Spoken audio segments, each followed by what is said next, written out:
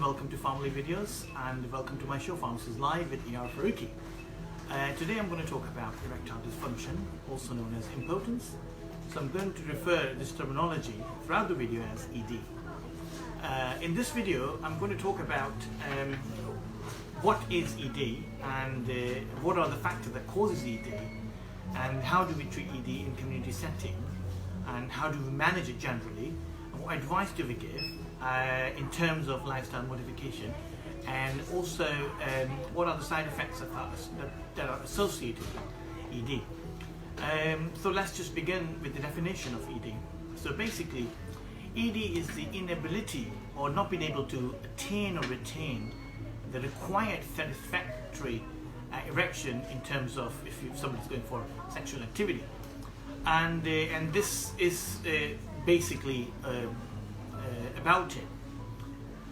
How do we manage and what are the factors that affects the ED and causes ED?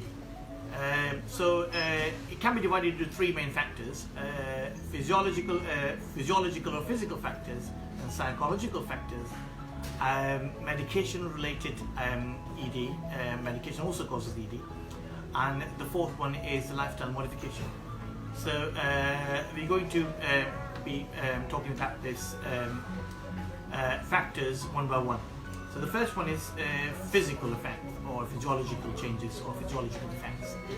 So it's very vital to take patient history when patient presents with this sort of symptom and talk to you as a clinician or pharmacist in a community setting. Patients do complain about ED, and it's good that we talk through and ask them about comorbidities, if they have any chronic medical condition like diabetes, hypertension, if they have issues with their cholesterol like hypercholesterolemia, and any cardiovascular issues. It's good to know, obviously, these are the causes relating to the physical factor that causes ED. The other one is psychological, of course.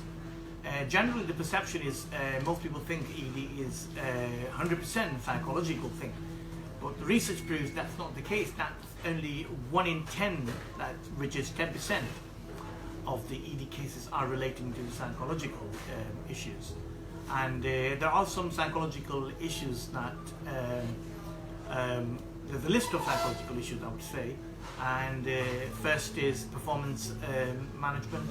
And if somebody's not performing, they kind of start depressing. Obviously, if it's job related, if it's a personal relationship, or is there anything that's on the back of the head, it's constantly bothering them. Depression is one of them. Depression can be due to various reasons, and it's good to speak to the patient about depression and talk them through.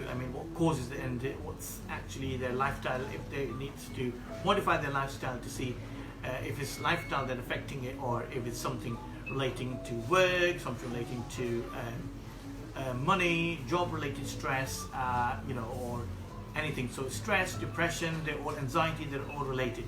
But depression is kind of bi-directional in a way where depression causes ED, but then if somebody has ED, it causes depression. So I hope you're actually with me in the understanding these two terminologies, because if somebody has an ED, that may be causing depression. If somebody has depression, that can cause ED, so they kind of like interlink together. The other things are obviously the age factors as well. So sometimes people get married in the very late ages and not had, obviously without marriage, not had any relationship, I would say, and that causes it. And also some people have a bad experience after marriage with their partners, and that obviously puts them off. So, and they don't want to talk about it. So this issue is generally not talked in public, and hence why it's vital as clinicians to speak to the patient privately in the consultation room and talk them through, because over the years, obviously this issue is becoming more and more popular. It used to be in men over the age of 40 plus, but now obviously the recommended age is over 18 years old, and anybody can be affected with ED. The third one is the medication. So a lot of medication causes ED, and we as pharmacists should know most of the medication on top of our head. So if somebody comes up it's vital to take their medication history alongside their full medical history, and to be able to work out if these two things are interlinked or maybe the cause of the ED. So some of the common medications, I will go list by list. Please see the next for you to see what drug class they belong to and what is the impact on ED from these medications.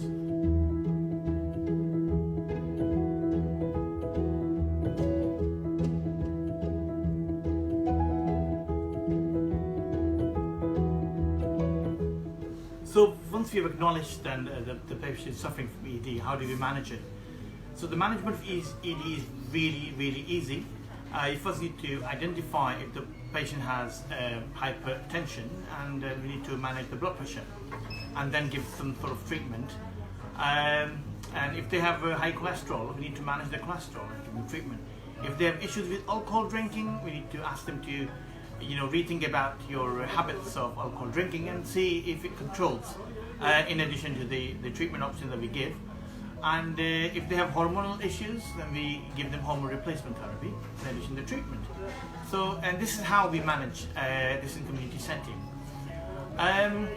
There are other societies in terms of treatment. The societies like NICE, National Institute of Clinical Excellence, and the British Association of Urological Surgeons and the British Society of Sexual Medicine, they all recommend first-line treatment phosphodiesterase 5 inhibitors. And the most commonly and widely used throughout the world is Viagra, which is the generic name is sildenafil. So it is also marketed as Viagra Connect over the counter. So in addition to the other one, same class called Cialis, Sildenafil and Vardenafil, Levitra, and the others as well.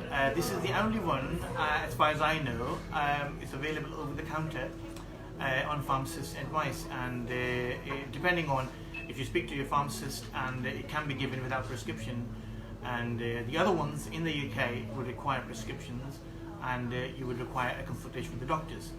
So and this is what you can buy after consultation from pharmacists. And as a pharmacist and clinician, what things that we need to know before we do the assessment and obviously prescribe patient or give them a token of Viagra tablets, and what we need to monitor. So there are a list of things that are contraindicated in terms of who we can and who we can't give Viagra, and I'm just going to list it down. So basically, as I said previously, it's recommended for adult male over the age of 18. So anybody who comes for a Viagra prescription under the age of 18, they're not suitable, they're not trial and tested, so it's not recommended for them. The other thing is, obviously, it's not recommended for women. And the other thing is, it's not suitable for somebody who has a satisfactory erection, not have the ED symptoms, and it's not going to enhance any activity if they're thinking its use would be able to benefit them somehow. So that's not recommended either. And yeah, so how it works really is basically, the way tablet works is it's broaden the vessels which are narrowed down in this condition, and that's how it's release the pressure and down there. And it's also very vital to get checked up the functionality of the organs, and also prostate as well. So men over the age of 40 would have the issues of enlarged prostate, and that can sometimes cause or lead to ED.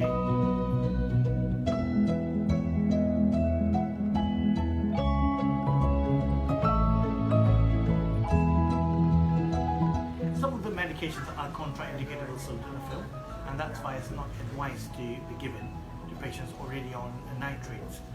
Mainly because it goes through the same mechanisms, nitric oxide and CGMP pathway, and obviously, and this is why patients on isopropyl nitrate, glycerol trinitrate, and other nitrate formulations is not to be given. In addition to the HIV drugs like ritonavir and the other medication list, I'm just going to show you now. So please look at it and make sure that you read it all before you do the consultation.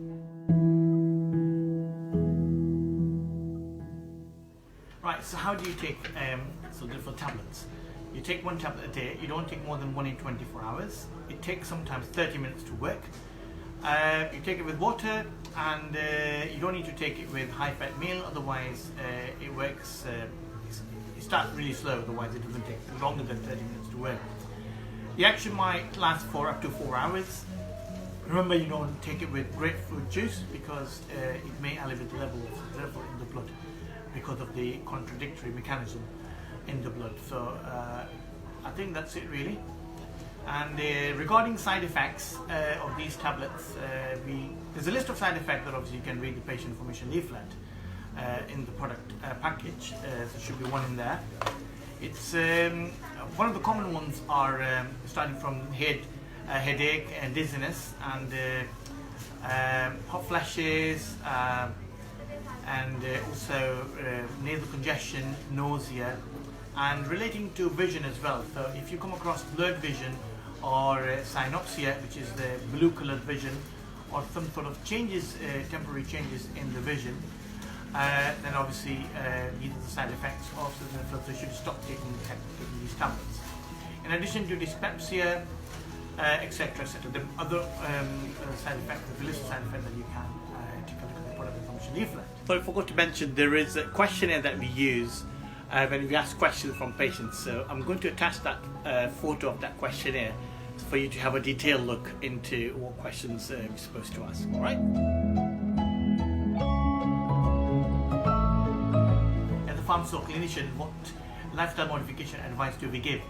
I normally give advice of weight management to reduce the weight if they're overweight or deem themselves classed as obese, and keep an eye on your weight and keep an eye on your diet, have healthy eating lifestyle, regular exercise, and reducing the stress level. So stress is one of the causes of ED, so you need to first identify what's causing the stress, and then need to work out on these causes so that you can minimize the stress. If you're a smoker, you need to cut down your cigarettes and stop smoking. And if you're a drinker, you need to stop drinking. They all causes ED in the long term. And also the recreational drugs use. So sometimes people do use drugs for a lot of the reasons. Obviously they need to stop it because this can also cause become a factor for ED. And I hope you like my video. There are other photos that I've attached that I haven't gone through in detail because this is not the all information, I wouldn't say, but it's the basic information that one needs to know. And I apologize if I missed out something that I should have mentioned, because you can memorize some of it, not all anyway. So I hope you like this video, and let us know what you think about it. Alright, and I'll catch you in the next video. Thanks very much for watching. Goodbye.